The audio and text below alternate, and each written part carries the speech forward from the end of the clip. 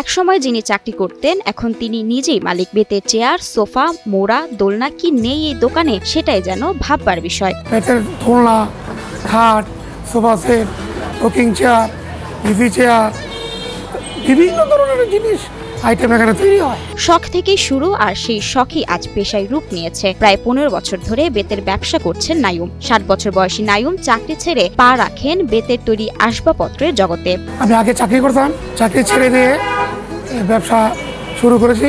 2010 সালে মাত্র 3 লাখ টাকা মূলধন নিয়ে গড়ে তোলেন গাজীপুর কেইন ফার্নিচার। এখন তার দোকানে প্রায় 20 লাখ টাকার মালামাল রয়েছে। সব খরচ বাদ দিয়ে মাসে আয় করেন 70 থেকে 80 হাজার টাকা। এই 70,000 80,000 বর্তমানে বেচাকিনি কম।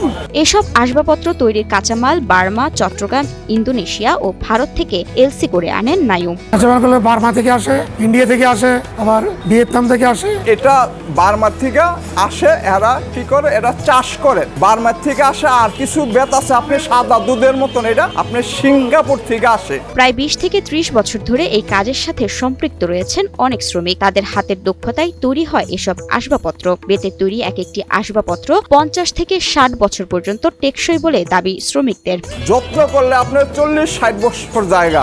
এটা হালকা এবং টেকসই এবং এটা নেচারের সাথে যায় এবং বাসায় নিলে সবাই চয়েস করে এটা।